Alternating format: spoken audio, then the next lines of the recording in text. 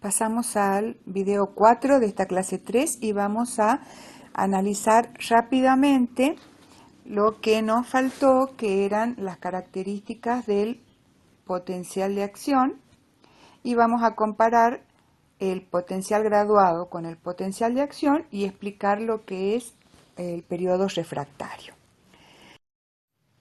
Vamos a iniciar este video haciendo un pequeño repaso como hacemos siempre, pero lo vamos a hacer mediante una actividad.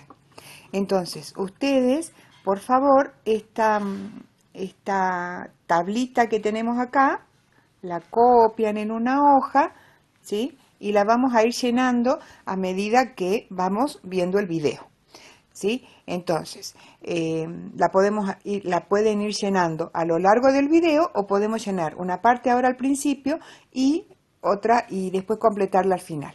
Lo que ustedes pueden responder ahora es esto, ¿sí? ¿Cómo están cada una de estas estructuras cuando el axón, la membrana, está en reposo? Que es lo que se les está mostrando acá. Una neurona en reposo, por lo tanto las estructuras están bajo las condiciones que hemos descrito para una membrana en reposo. Entonces ustedes llenen acá, por ejemplo, vamos a empezar ayudando, acá la bomba de sodio y potasio está activa, está funcionando. Ustedes tienen que decir cómo están todas las otras y más adelante vamos a llenar las demás. Entonces, pausen el video, completen la tablita y recién siguen con la siguiente actividad.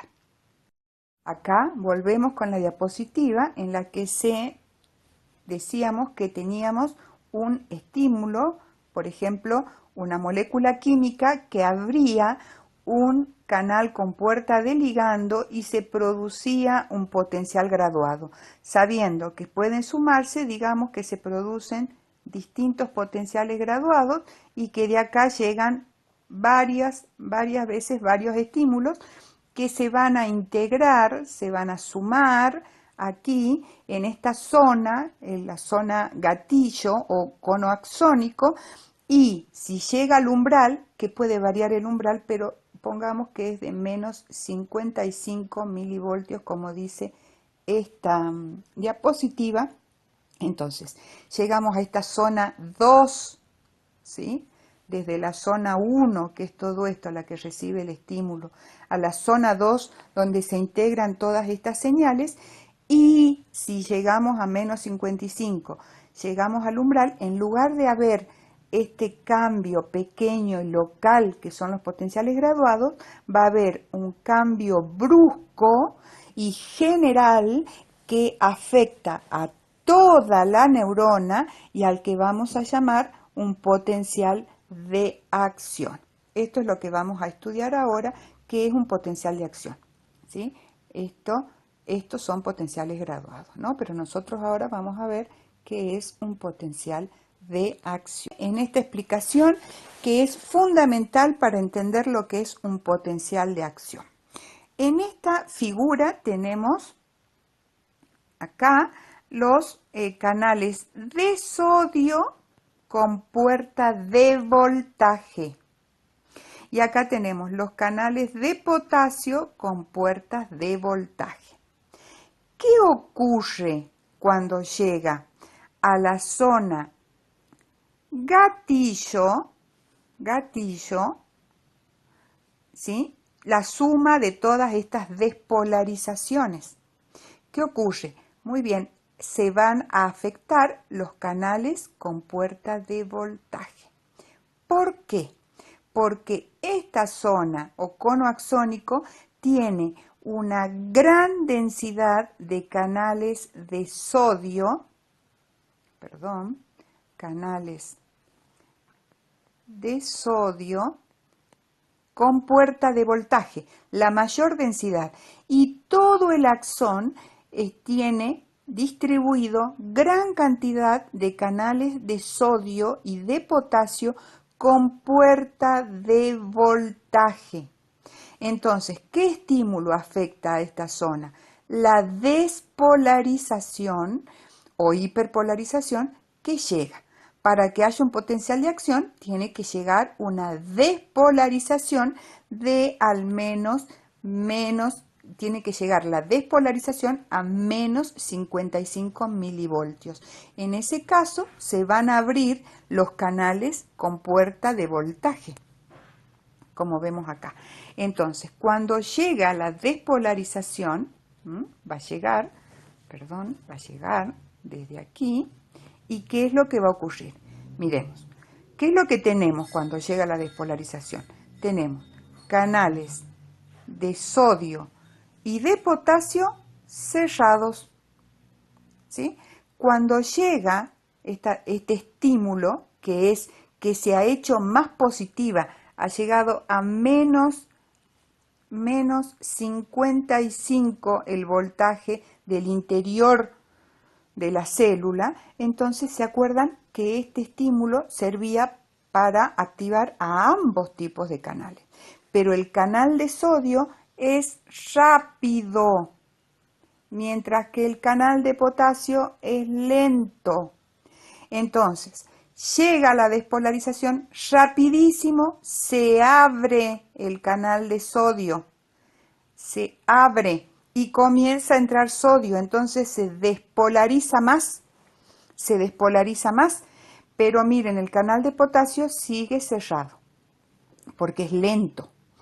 Pasa un poquito más de tiempo, ¿sí? La despolarización va avanzando, ¿sí? Y a medida que pasa el tiempo, ¿y qué ocurre con el canal de sodio? Se inactiva.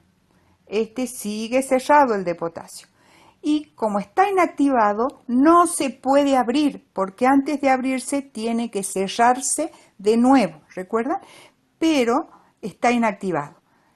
Un poquito más de tiempo, ¿sí? Ya el sodio no sigue entrando y recién se abre el potasio que comienza a salir y se cierran los canales de sodio.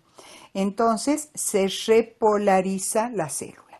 Eso es lo que va pasando simultáneamente. Entonces, cuando llega el estímulo, están ambos canales cerrados, ambos tipos de canales cerrados, se abre rápidamente la puerta de activación del sodio, el potasio sigue cerrado.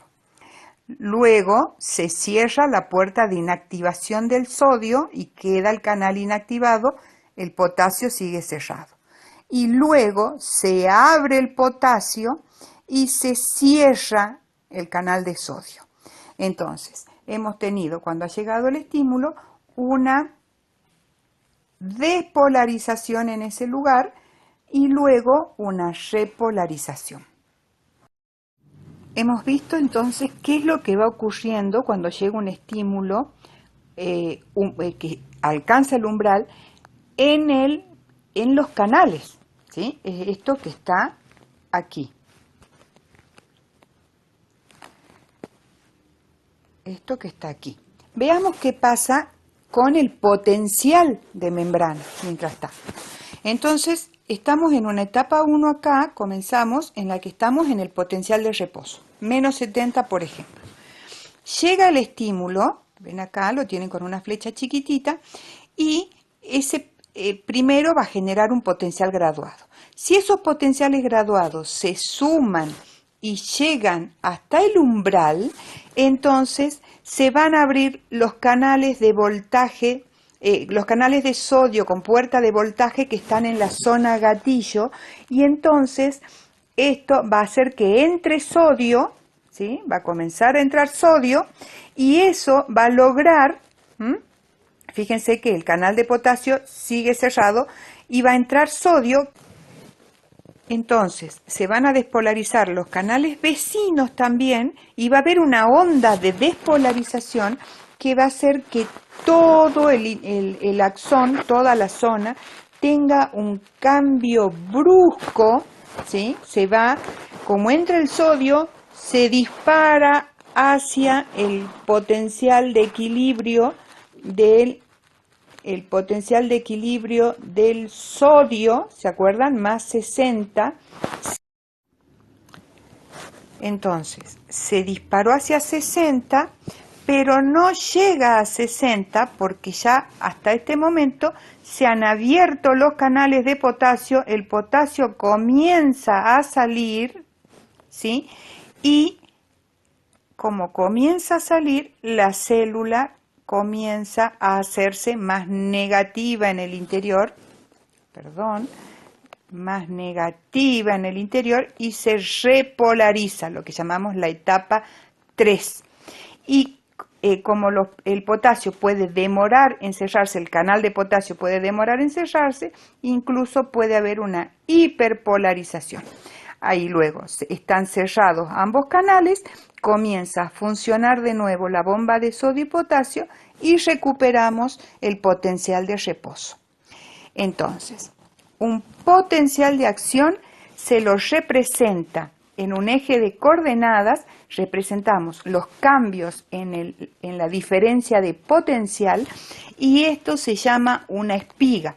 Tenemos el potencial de reposo, la etapa 1, una espiga rápida en la neurona, porque es bien rápida, con la etapa 2 de despolarización, la etapa 3 de repolarización y una etapa 4 que puede ocurrir de hiperpolarización y retornamos al potencial de reposo.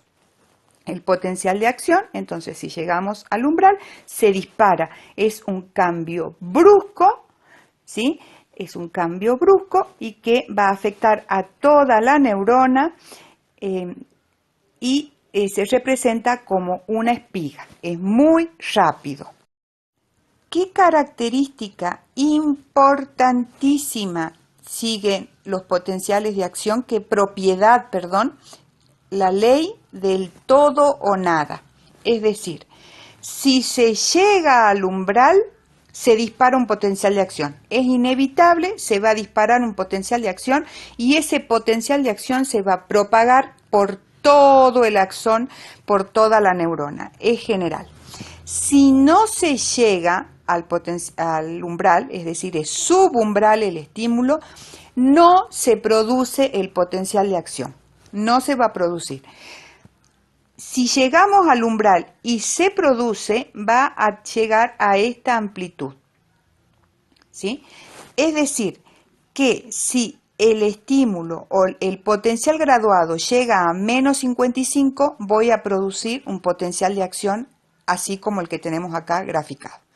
Si en cambio el potencial graduado fue grande, es decir, el estímulo fue grande y directamente esto llega a menos 40, por ejemplo, se va a disparar un potencial de acción, por supuesto, pero la amplitud no va a ser mayor, va a ser igual. La amplitud de los potenciales de acción son siempre iguales, ¿sí? Y afectan a toda la neurona.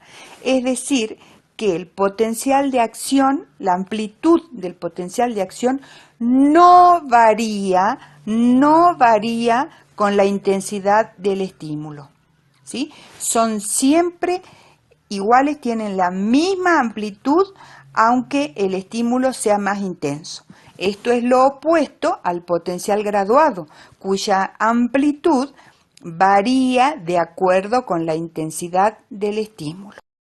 Acá tenemos otra gráfica en la que vemos, pero acá agregamos el tiempo, ¿sí?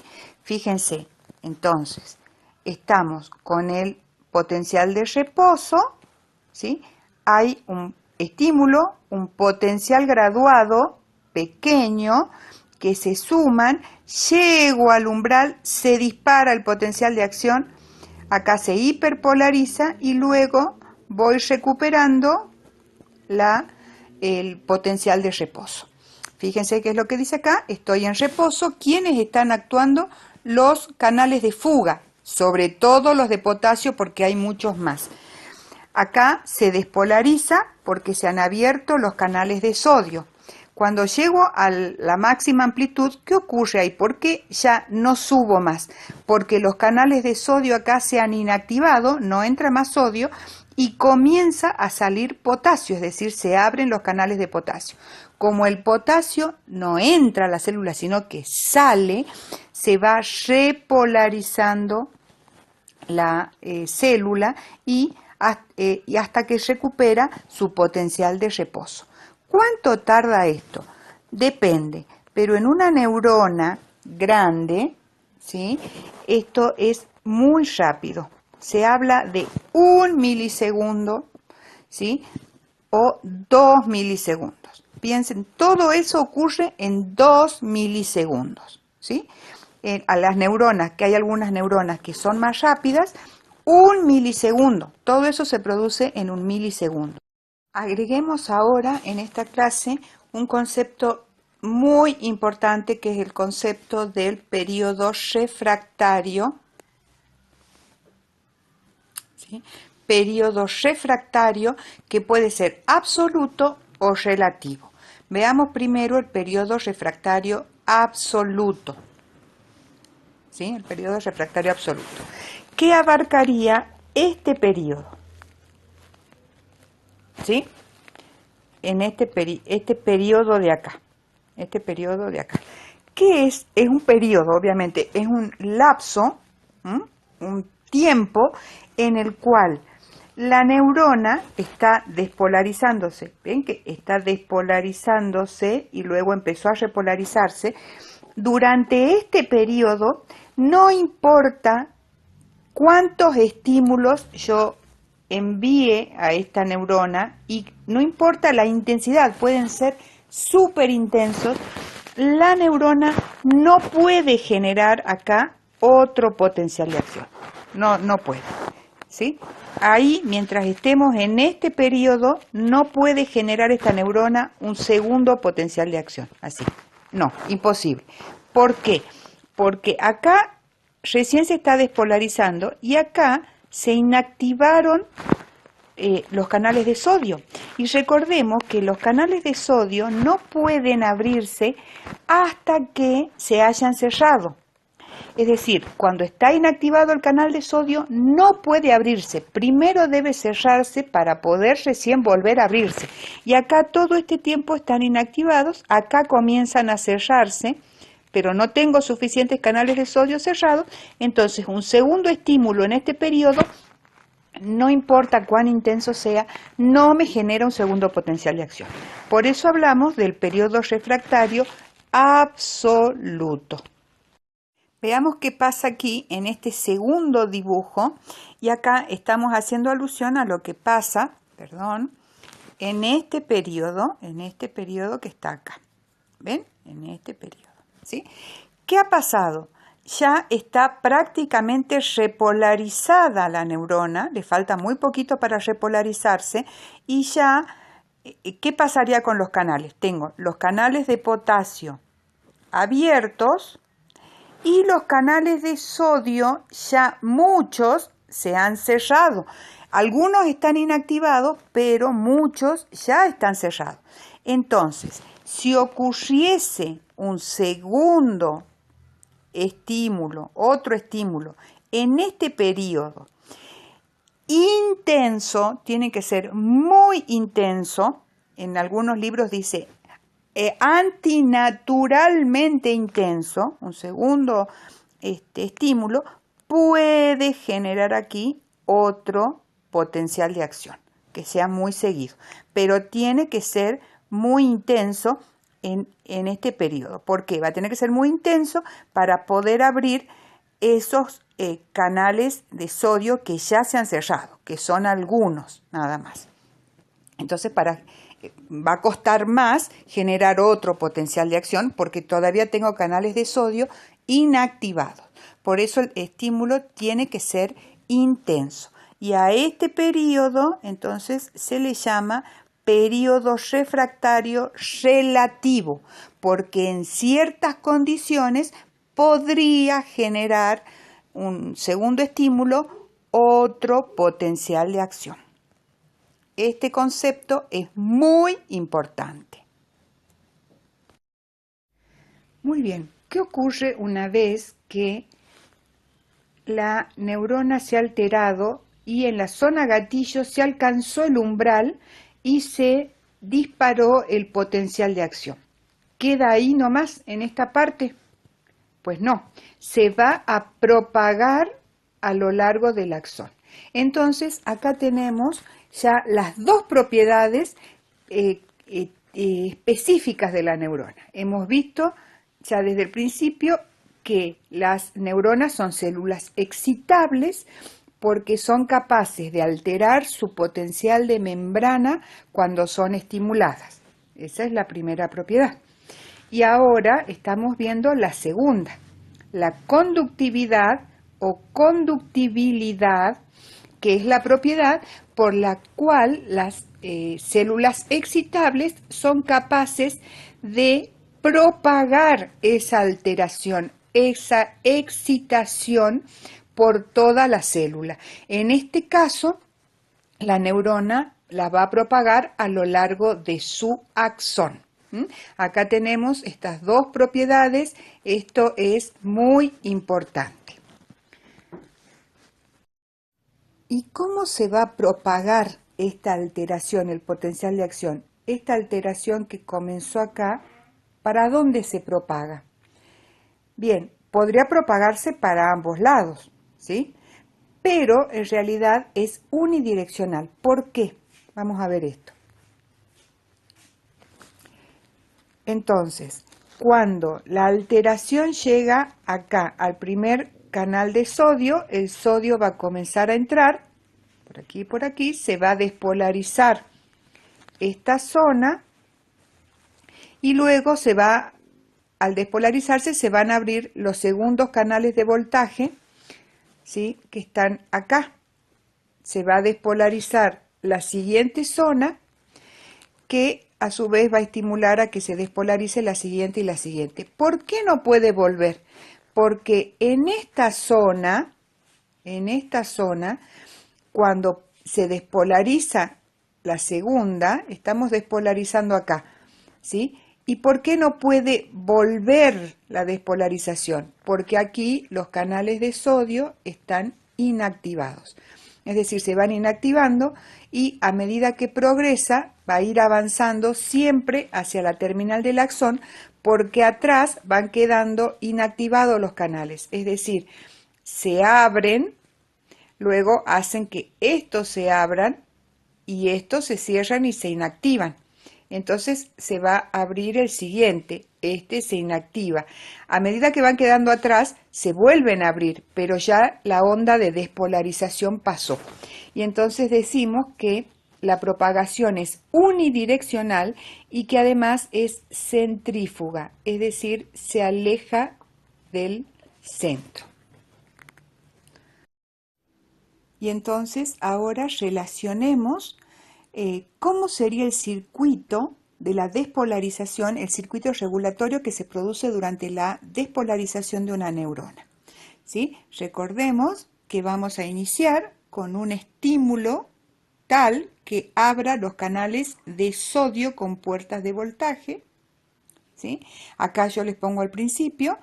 Al abrirse los canales de sodio con puerta de voltaje, va a aumentar la permeabilidad de la membrana al sodio y va a entrar el sodio. Ustedes completen qué ocurriría después, pueden poner otros cuadritos si ustedes quieren, y qué tipo de circuito es. Yo les adelanto que es un circuito de retroalimentación, pero ustedes vean, si el estímulo es entonces que se abren los canales de sodio, es decir, hay un estímulo que en realidad es una despolarización porque tienen puerta de voltaje. Hay una despolarización que causa que se empiecen a abrir los canales con puerta de voltaje. ¿Cómo va a continuar? ¿Y qué tipo de circuito es? ¿Y qué tipo de circuito es? ¿Sí? Entonces completen ustedes. Muy bien, lo podemos discutir en el foro. Aquí lo que se muestra es una de las neuronas que presenta vaina de mielina. Acá lo hemos puesto bastante grande para que ustedes vean que un poco después de que se inicia el axón, comienzan las células de Schwann a enrollarse alrededor del axón y producen una sustancia lipídica, por eso se la ve blanquecina, blancuzca, amarillenta, porque tiene naturaleza lipídica y que actúa como un material aislante ¿sí? Es de naturaleza interna, inerte, no conduce cargas, entonces sería como el plástico que rodea los cables que nosotros tenemos en nuestra casa. Eso impide que las cargas se pierdan, haya pérdida, flujo de cargas, y que es para seguridad, pero también para no gastar energía. ¿Sí? Si nosotros tuviéramos cables pelados en la pared se le electrocutaría, nosotros podríamos tocar y nos daría electricidad, y además habría una constante pérdida de corriente eléctrica. Lo mismo pasa acá. Entonces, las neuronas que tienen vaina de mielina tienen esta cobertura de un material aislante, pero fíjense que no es continuo, sino que hay sectores donde está interrumpida la vaina de mielina, que se denominan nodos de Rambier, que sería donde está desnudo el axón, como si fueran pequeños sectores donde están los cables pelados. Entonces, aquí lo que se muestra son los dos tipos de propagación que vamos a tener en el sistema nervioso, dependiendo si la neurona tiene mielina o no. Acá la de arriba es una neurona, como ven, sin mielina, no tiene el aislante. Y por lo tanto va a haber, ¿sí?, pérdidas de carga a lo largo, ¿sí?, se van a ir perdiendo cargas, y entonces, ¿qué es lo que ocurre? Se despolariza un canal, acá el canal de la zona gatillo, los canales de voltaje comienzan a despolarizarse, se va a despolarizar un canal de sodio, y va a ser más positiva la célula en el interior, y entonces se va a abrir el siguiente canal de sodio, va a despolarizar una zona, y el siguiente, y va a ir punto, por lo cual se dice que la conducción es continua, punto por punto, en un axón amielínico, y la velocidad es muy baja, entre medio metro a 2 metros por segundo, aproximadamente.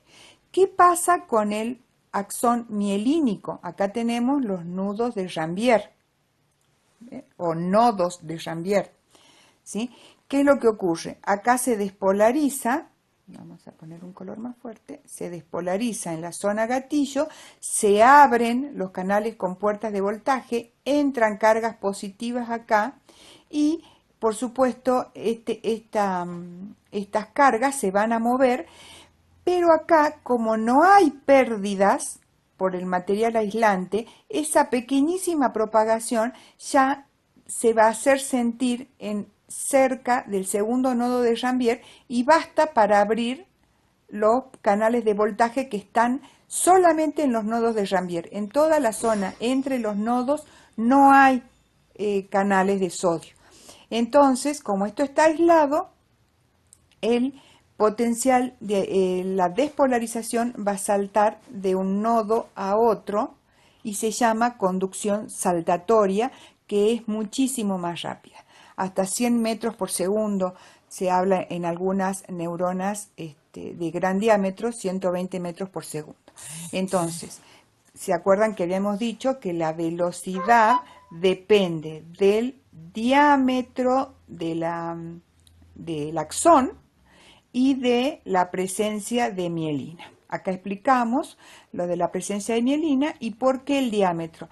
Porque, como ustedes vieron en física, a mayor diámetro es menor la resistencia en la propagación, y por eso también va a ser más rápido.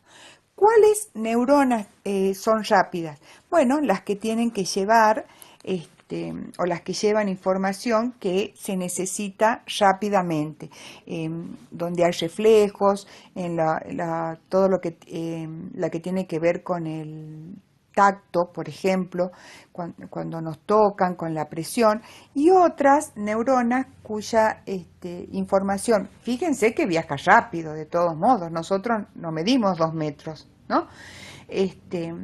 Pero la información no es tan urgente, entonces estas neuronas pueden llevar la señal un poco más lento, llevan la señal un poco más lento sin causar grandes desventajas al animal.